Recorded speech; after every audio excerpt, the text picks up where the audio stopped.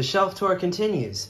How many shelves will we get through before it's time to pack up the shelves and make them into new shelves that could be the subject of a new tour, which would have to begin from episode 1. So here we have something that's part of like the folk tales collection that we have, which is Tales and Observations from the Xhosa oral tradition. And I don't know that I can say the click very well, but Xhosa oral tradition. And it's this very nice book from Wisconsin Press, signed, I think, by the author. And it's a labor of love, and it's got a million tales in it, and they're organized by theme, and it's just a really, really well-made book. It's from 1992, so it must have been signed around the time it was published. We have birth, puberty, marriage, maturity. Interesting. That's like, I wonder how that structure was arrived at. I'm sure that reading the introductory material would clue me in on that. A really, really cool addition to the folk tales section of the library. And it's, got it from Frugal Muse. It was a Frugal Muse find. I think it was like roughly $10. What does it look like without, oh, it's flaxen colored. It's like golden. Lovely. The World and the Word, edited by Schwab.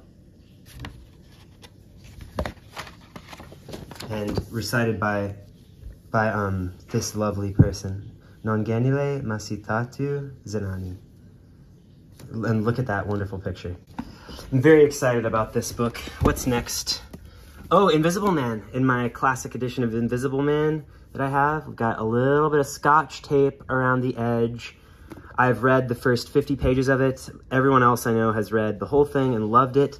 I loved the first part. I read the boxing match, the introduction by the Underground Man. And I'm enchanted by this book. I actually ended up getting a book of essays by Ralph Ellison's recently. It's just this nice little copy, and I think I got it from Powell's. And I just like the way it looks on the shelf. It's very assertive, but very elegant. And it's just a nice copy of this book. And it's definitely the copy that I'm going to read when I read it soon. Maybe once all the hubbub dies down, I'll curl up with that lovely little book and read it. Here we have Wittgenstein's Mistress. In the beginning, sometimes I left messages in the street. It's the Dalkey Archive edition that looks like this with all of the words on the side. I think they did like editions of like Aidan Higgins or whatever that writer's name is that look like this. I heard about this book the same way everybody else I know heard about this book, which is from the David Foster Wallace essay where he talks about novels that he likes. And just looking into this, I've really loved the glances I've stolen into this. Although I think I've spent more time with This Is Not a Novel and Reader's Block, personally, before getting to this book. But it's one of those things I've been saving, and it would be a lovely thing to curl up with. Another cozy book. A book of rhythm, you know? A book of rhythm, a book of a staccato rhythm. It's really interesting. I wonder what my writing would look like after having spent a long time reading this book. What's next? What's next? I don't really recognize just from the spine. The Space Between Our Danger and Delight by Dan Vera. I have no idea where this came from. Where did this come from? That is a book of poetry by a close friend of my parents who lives in DC, and we've stayed in their house in DC. Get out! Very sweet man, yeah, so that's his book. The Cold Rush of Comparisons. The news broke in the New York Times that by the year 2032, with the help of computers and search engines, all the metaphors of poets would be exhausted. The ad agencies, smelling a fresh well, began to trademark the remaining ones. Jell-O commercials, after all, do not write themselves. The language poets remained unfazed. Metaphors floated by them like cows in Calcutta. In 2020, with the deadline fast approaching, the Supreme Court declared all metaphor and simile the final frontier. And then the gold rush began in earnest. When the asses and likes had been pinned down, they went trolling for others. Weyerhaeuser speculated in Kilmer's trees while Monsanto bought up Erica Jong's tomatoes and even Orlovsky's smiling vegetables. 3M applied and won the patents to Pope and Mallarmé, while FedEx bought the use of all poems on speed and punctuality. And then here we have something extremely special. We have the book Fantasy Northfield by Nancy Soth. Published 2001. Northfield Printing in Northfield, Minnesota handled the printing. Highly recommend you reading the acknowledgments. They're enlightening about how all of this wonderful information was accumulated and who helped inspire it. The dedication is extremely sweet. Running underneath the main text of the book is this police log that runs parallel to the book and contains incidents that happened in Northfield in the past, and I'm not sure all of them are factual. Throughout the whole book, there's a blend of fact and fiction, but you can't know when or where fact and fiction kick in. And that's why it's called Fantasy Northfield. Yeah, this book delights me to no end. I'll read you a police log. January 29th, 1999. A man called to report that a party in an old brown truck tried to sell him perfume and called him dirty names because he wouldn't buy any. Oh my goodness. Wow, this shelf is maybe my favorite shelf so far. And the other stuff is on par. Now we have, weirdly out of order, we have Sodom and Gomorrah, Volume 4 of In Search of Lost Time. I think, what's it called? What was it called? Yeah. I think they called it like Cities of the Plain before they made it Sodom and Gomorrah, which is closer to the French. And it's just like this really nice copy in this Modern Library white edition that I remember checking out books like this from the Cedar Bluff Public Library in Knoxville, Tennessee. They look like this. I can just see them with their plastic covering kind of bloating up with like little air bubbles and that are full of dirt and interest. It's the perfect translation. It's the totally faultless translation. The new Penguin series, be damned. Yeah, it's what remains. It's what it lies in wait for me when I finally get back to Guermantes Way and pick up from the exact middle of the book where someone has just had a medical incident. When I went on tour last year I got invited. Here's my little pocket notebook. Do you like it? It's a little Leuchtturm thing. It has all these marks on it from where I was drumming on it with my pen at a concert on Saturday, along to the beat of the beat of the drummer, who was insistent with a great steady rhythm that galvanized me to joy. I was invited on a tour last year as a drummer, or no, as a bass player. And when we went to Boston, I went to that bookstore that's right across from that one theater where we played at. I forget what the name of the theater is, but it's really close to the Sweet Green. It's just around the corner from the Sweet Green. I got a Sweet Green for the first time. And it had lots of good used books, and it had lots of remaindered books at like half price, you know, like half price books. But this was in Cambridge, Massachusetts. Yeah, I studied a couple of no plays from my book of no plays in college when I took a class on like Japanese ghost stories. So I felt like I was prepped to love this, and I am gonna love it. It fits in with literally everything I'm interested in. I want to read more Mishima. I want to read more plays. Let's just take a look. Let's take a look. Here we have like a list of characters who star in Kantan.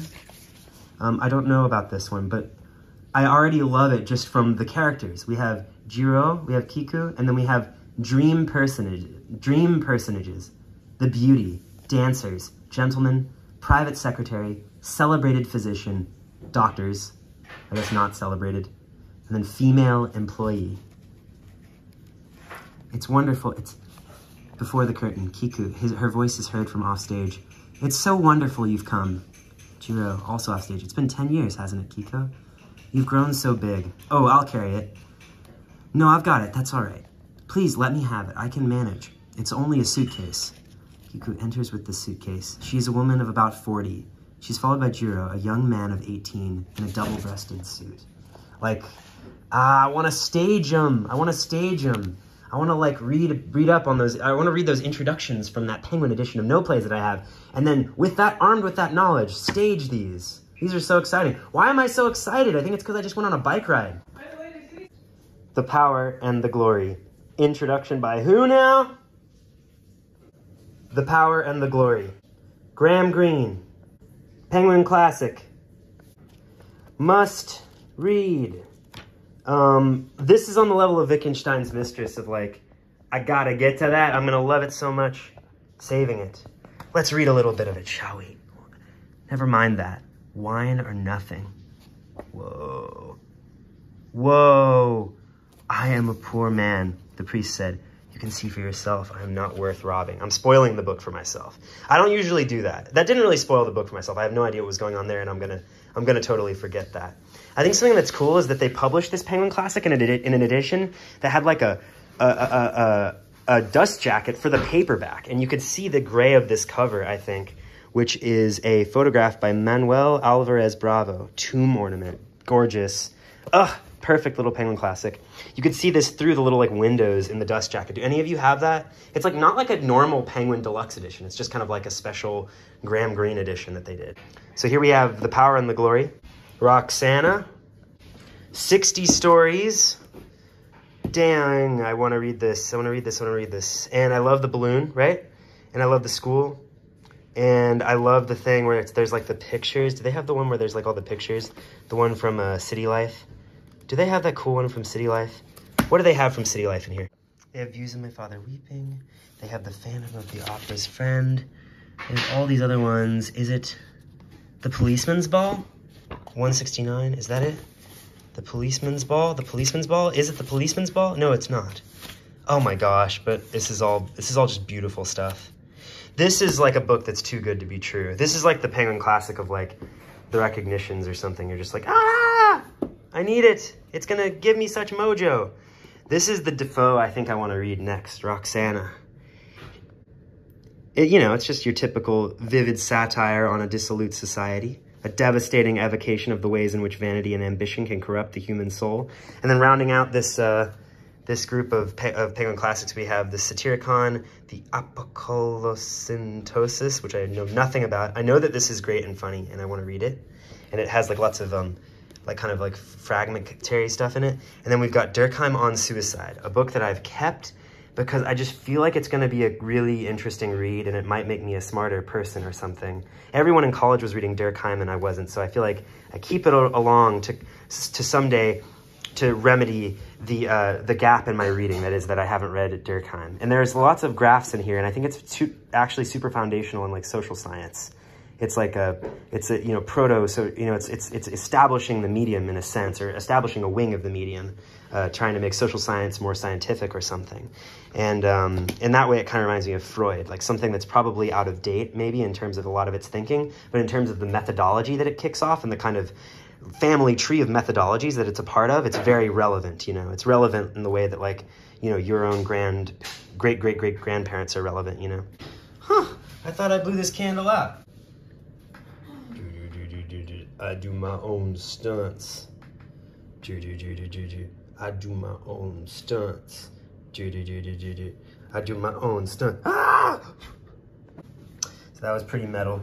Then we got this book, The Years, which I got as a gift from Ruth, and it's really cool. And I read the start of it enough to know that I loved it, and I put it on my shelf, and I'm excited to read it. That's the same case with... You'll find that many books on my shelves are... I got it and then I looked at the start and then I was like, oh, I know I like this enough to leave it in the collection to read soon. This mixes like really well-written memoir with, I think, like some sort of mystery. Wait, what is it?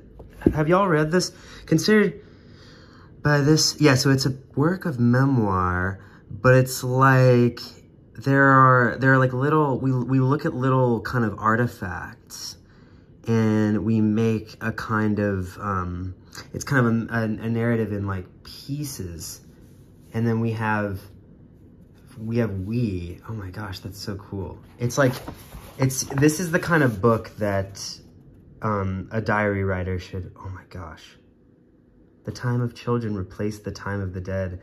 Oh my goodness. I need to read this. Seven Stories Press. That's like a good, I guess it was like a come up for them to have Annie Arnaud's books, because she got the Nobel Prize. I bet a lot of people bought her books. I've seen like pictures on Instagram where people are posting stacks of books, and they post stacks of books by her, you know, and are proud of their collection. And I've just got the one, but I think this will be a good one to read and reread. Like, even though I don't have a huge collection of her books, I think I have what I want for now. Okay, now let's talk about this. So, you know, Team Greenspine Penguin. We have Marianne Moore's Selected Letters. It has a note on the type. I bet this was published by like Farrar, Straus and Giroux originally in hardcover, and that this note on the type was relevant to that book in addition to this one. Walbaum. Looks like, including the index, we got about 600 pages in this book. In this book, she writes to T.S. Eliot. She writes to all kind of people.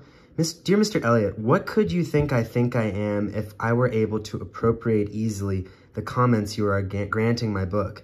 I want to, badly enough. One could scarcely be human and not wish your introduction might have the effect of a tidal wave on the public that it has had on me. The energy of thought that you bring to bear in behalf of this venture is the kind one summons in a case of fire or flood, and is a generosity the most self-ministering could not hope or pray for. And you do it with such sobriety and fine dignity. A test of anything really new and genuine seems to be its capacity for exciting aversion among lovers of poetry is one of your tallest strokes, and if you aim only at the poetry in poetry, there is no poetry either, is another. Yeah, that actually kind of sounds good. So that's what she was writing on October 23rd, 1934, about, oh my gosh, 90 years ago. Feels like just yesterday. And then I just want us to look at this picture of her on the cover. Marianne Moore's Selected Letters. This is totally going to be the thumbnail they pick, because it's got her just like staring out. Beautiful. I've had this one for like a good long while. I saw it like at a used bookstore, and I knew I had to have it quite early one morning. Like a collection of Dylan Thomas's stuff. I think on the back it alludes to his death. On the back it alludes to his death, right? Yeah, a volume planned by Thomas shortly before his death, the back claims. Here's what we've got. We've got, I think we have some like pretty famous stuff in here, do we not? Does it keep going? Or no, that's just, yeah, it's a short book. It's only 150 pages. Yeah. So, we've got stuff on Welsh poets. We've got on reading one's own poems. That seems relevant. How to be a poet. Oh my goodness. Let's go to page 106, on reading one's own poems. Should I do on reading one's own poems or how to be a poet? I guess that's why I had to have the book, because I need to have them both.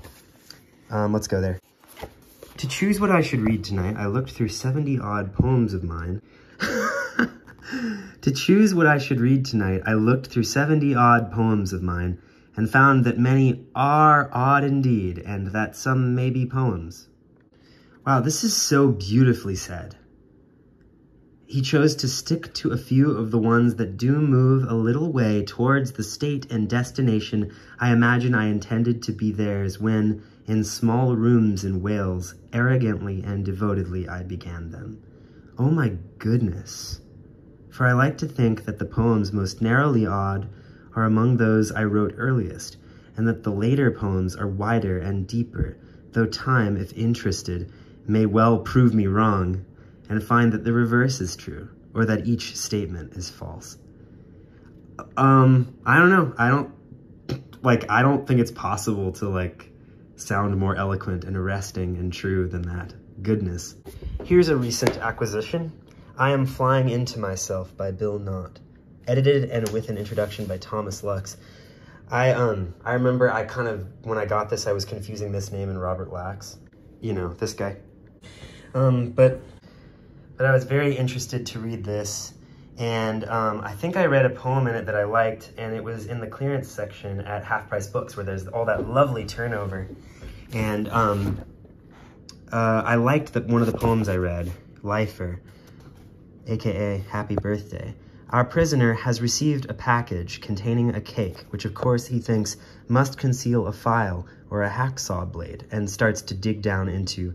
Actually, however, his salvation, his way out, his escape route, has been carefully laid out in bright-colored frosting over darker frosting. The crucial message, the delicate pinkly lettering, overlooked, unheeded, falls shredded apart now by his hopeful search. Hey, I don't know, I think that's kind of good. Publish that, submit that to the magazine. These are poems over a long period of time too, which I've always loved. I've always loved it when there's like a selected or a collected poems that spans a really long length of time. We got 1960 to 2014, like almost a lifetime, Well, not really a lifetime. Folk Legends from Tono. This is a book from that class I was telling you about that introduced me to the No plays, that made me feel like I would be prepped to really enjoy that Mishima book of modern No plays. In here we have a list of like yokai and stories, survival on the edge. We have all these different folk legends, some of which involve yokai. I think yokai are kind of confined to one chapter, right? Tracking nature's trickster animals. And here we have notes that that's what I read for Wednesday, and that we start with individuals and expand outward, something like that. So I guess most of my notes are here toward the end. Here we have this, here we have something like, he stopped, this is cool, It's probably the doings of a fox or badger. Yeah, this is one of those books where we track all these trickster animals. It's remained a fixture of my collection ever since. It's a Rowman and Littlefield, an illustrious press that has published some wonderful books about polyamory. This was a gift from a friend who was offloading some philosophy books and some math books. G.W. Leibniz Philosophical Essays. Yeah. The consequences beasts draw are just like those of simple empirics, who claim that what has happened will happen again in a case where what strikes them is similar, without being able to determine whether the same reasons are at work.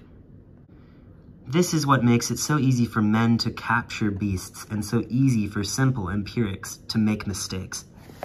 Kind of reminds me of that little bit of Dylan Thomas we just looked at. Here we have other books from that same batch of gifts. Of these, the one I've enjoyed most recently is the Ficta. But this one's also really good. It's mostly like not the text. It's mostly commentary on the text. And the text looks like this. He is utterly small-minded for whom there are many plausible reasons for committing suicide.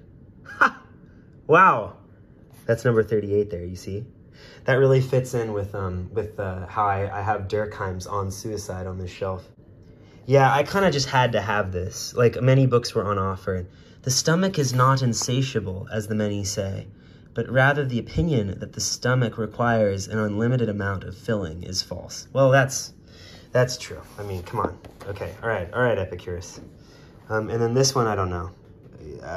I just don't know, but I've kept it around somehow. Here we have an essential part of any poetry library, just the sonnets of Millet. If these don't get you writing sonnets, I don't know what will.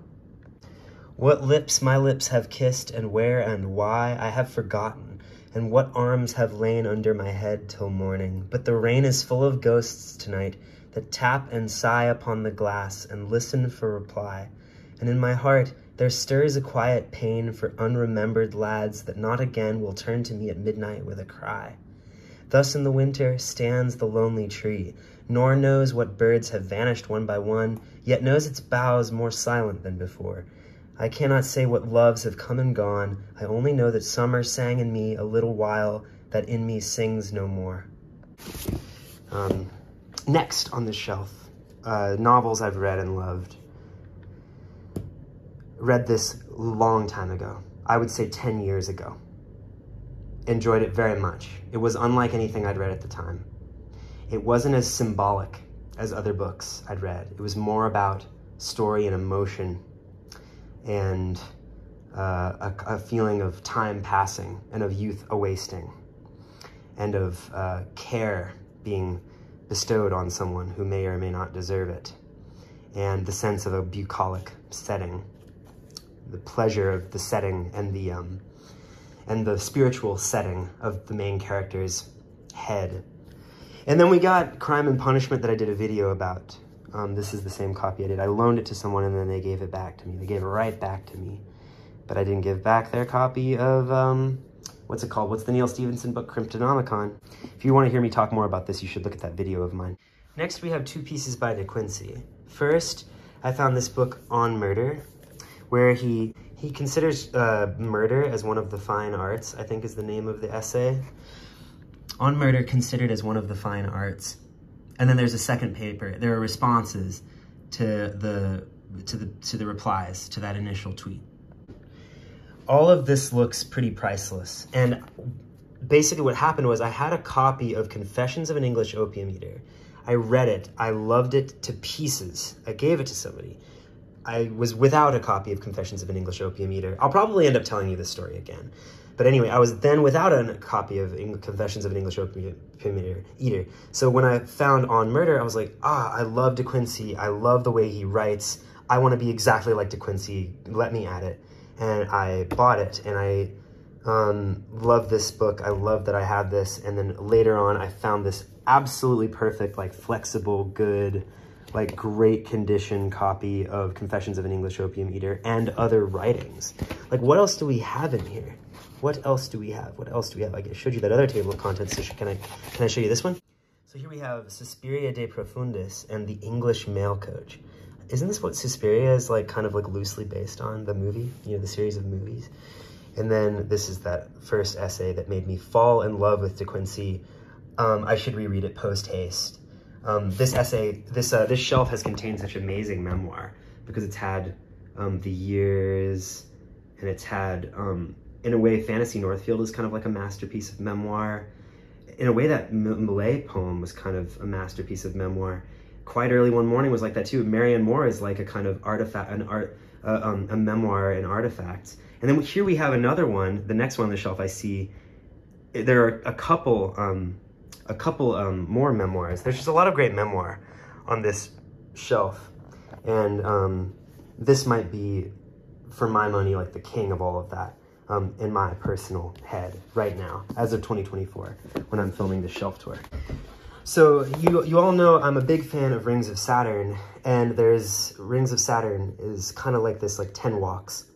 And I read this very enthusiastically, but kind of quickly, in a way where I don't really remember all that well what the walks contained and which were my favorites. I think I had this channel at that time, but I just didn't make a video on it. I don't remember having made a video. As I scrutinized myself more carefully, I was very surprised by the number of things I had invented that I remembered having said as if they were true at the very time when, proud in myself of my love of truth, I sacrificed to that love my security, my best interests, and my own person with a disinterestedness the like of which I have never seen in any other human being. Yeah, there's a lot in these books that can't be topped. I liked this so much that I bought Confessions, and you can still see my bookmark from where I got, and I made underlines. I made underlines and seemingly read carefully up till page 90 when I was underlining. I have always become attached to people less in proportion to the good they have done me than to that which they have wished me. Yeah, like, I mean, there's just so many notable, discussable tidbits in these, like, just even separated from the overall structure of the books. It's like really, really fine grade stuff. So I keep my Rousseau in a place of prominence. I keep it by my De Quincey. I keep my nice Oxford paperbacks. This is the Poetic Edda, which was in my friend Scout's collection, and then like she got the hardcover one, which is the exact same as this, but it's just got the nice hardcover with the green cloth. And so this passed on to me. And this has been recommended by my favorite poet, Anthony Madrid. and I need to read it. Well, hey, while we're doing the excerpts, let's look at an excerpt of this. Elder said, they discuss, tell me, Elder, before you step a single foot forward, what the sons of the glorious gods here inside are talking about over their ale. They discuss their weapons and their prowess in war, the sons of the glorious gods among the Aesir and of the elves who are within. No one has a friendly word for you. I shall go into Igor's halls before to see the feast. I'll mix their mead with malice. That's cool. Yeah, there's good stuff in here. Many people love this book, and it's one of the oldest works of poetry ever. You know, it's extremely. Oh wait, yeah, it was rediscovered in the 17th century. I'm sure it's a favorite collection of historical detail and poems for some of you viewers, if there are any viewers of this video. Omeros by Derek Walcott, haven't read, but read an excerpt, and my bandmate loves this book and made sure I had a copy. It's really kind of staggering an achievement when you actually read it. The midshipman swayed in the coach, trying to read. He knew that the way to fortify character was by language and observation. The Dutch road striped with long poplar shadows in the late afternoon, the weight of the man in his coach, a sunbeam changing sides on the cushion, a spire's fishhook, luring a low shoal of clouds like silvery bream towards it, the light gilding the spine of his book, the stale smell of canals, and the red-thatched farmer who glowered and swung like a lantern on the seat opposite, with the marsh breath of an embalmer, a wire coop of white chickens between his feet, each boot as capacious as those barges crossing the lowland reaches at dusk. Holy moly! The way to fortify characters by language and observation. It reminds me of, I don't know, it reminds me of like Reveries of a Solitary Walker and Rings of Saturn. Language and observation, the kind of the flaneur style of literature. And then here we have a copy of Grendel. I think I first read Grendel in a library copy, actually. I didn't actually read in this paperback, which is a vintage paperback, has one little crease in it. It's got kind of that like matte finish to it. This I think is just inspired by the style of illustrations that are in the book, which are done, are they done by John Gardner? So this color illustration is by Mark Penberthy, cover design by Wendy Kastner. Good job, y'all. William Gass, great friend of BookTube, may he rest in peace, called this one of the finest of our contemporary fictions. I read this in like 2017, and I'm not sure I read it very well, as is typical for me. Illustrated by Emil Antonucci. Y'all know there are these like very lovely cross-hatched illustrations all throughout the book at the start of each chapter that show little kind of, they feel kind of integral to the text somehow for me. They add to the real kind of immersive experience of reading this very well-written and enchanting, novel that I can't tell you much about tonight, unfortunately. And with that, we conclude this installment of our shelf tour. As you disappear into this flame, I disappear into the night. And I hope to record more shelf tour videos, for all my other shelves and things. But honestly, I have to move very, very soon, and I have to pack all of this up like immediately. So I'm not really sure I'm going to be able to film many more of these. Maybe what I'll do is just try to film some other kind of video. Maybe I'll try to take a moment just with a book aside and just say, hey, look at this book. Isn't it quite interesting? Or maybe I'll look at a book that I've previously featured on this channel, and be like, do you remember this? Do you like this? I wonder what I would think of it now. And speculate in that way, that I like to do when I'm killing time. I like the storminess of that window. I suppose I'll miss this place. This bouquet of very old, dead flowers.